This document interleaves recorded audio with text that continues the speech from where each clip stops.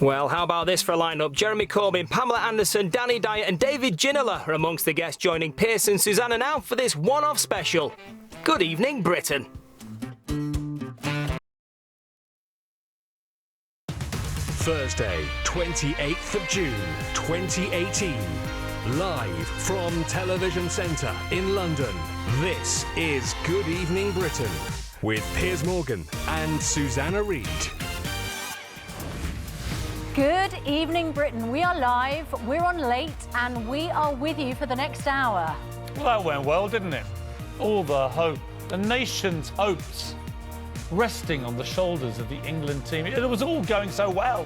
And then Gareth Southgate, the manager, rests 8 players, takes a massive gamble, thinks that will help us avoid Brazil down the road. There may not be a down the road, Gareth. Oh, dear. Now we play Colombia, the toughest of the 2 teams we could have got. We play them on Tuesday night. Here on ITV will be showing it. And if we lose, Gareth, we go home. Football's not coming home. We're going home. We were what supposed to were be you thinking? This. It's coming home, it's coming home, it's coming, football's coming home, it's coming. However, we are keeping the hope alive with an all-star cast, including Britain's favourite hard man who's spawning for a fight with Piers tonight over Love Island. It's Danny Dyer, plus the man who's been called the world's best footballer, and by some, to be fair, the world's best-looking footballer, David Ginola. And speaking of good looking, we're joined by, well, 3 of the most handsome politicians in the country. Jeremy Corbyn, Ed Balls and James Cleverly. We have probably the most famous wag in the world, Pamela Anderson, whose boyfriend is playing for France in the World Cup. We have Amir Khan and we have Delisa Chaponda. Pamela has no idea what a wag is, by the way. She just doesn't know whether to be thrilled by that or absolutely horrified. I will explain all to you, Pamela, in the near future. Plus, we are live in Kaliningrad in Russia with fans to assess the mood after the match. I think we tell the mood. Look at them. I've seen more cheerful people in a funeral parlour. We're down at the Wallpack in Emmerdale with Andy Peters, football fans, soap stars, all pathetically waving their flags as if they're trying to pretend we had a good night. It's been an absolute debacle. We need a drink, Andy Peters.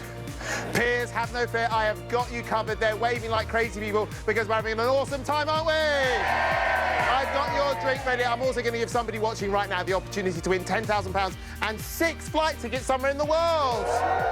And talking about the drink, here it is for you, Piers. It's not a lager, it's not an IPA, it's a bitter. Very, very bitter.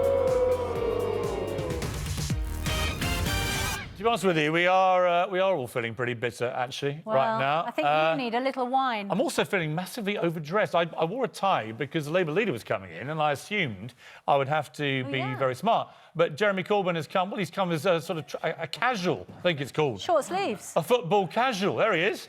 So you know what? The tie is coming off. Take it up.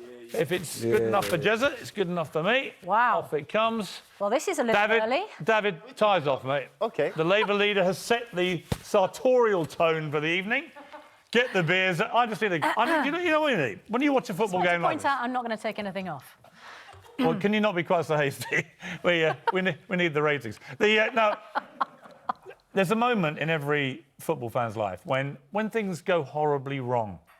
You know, when after Panama we felt so happy, the whole nation was out, the bunting was out, we were going to win the World Cup, it was going to be Bobby Moore all over again. And then tonight we all feel crushed. Well, we're still through. But in true British fashion, before it runs out, because apparently it's running out, I didn't we get should one. just have a quiet beer and just reflect that we probably overreacted to the Panama game. They were useless.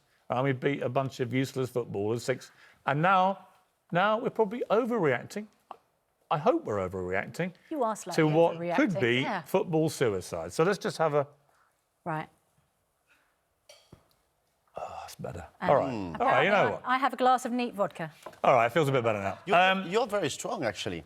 Huh? You're very strong towards the... Is he overreacting? I think so. Yes. That's not what you were saying 5 minutes No, ago. no, I'm going to tell you why, because I think you still need to be positive, because you can beat Colombia on Tuesday, but... Why did we not? Here's what I don't obviously- get, David. Here's what I don't get. Why did we not capitalise on the momentum of the first 2 games and play our best team and just keep winning? Why have we deliberately lost is what appears to have happened. I think you almost send a message across the world of football with the first two games, saying, well, England is here in Russia to win, no matter how, no matter what. We are here to win.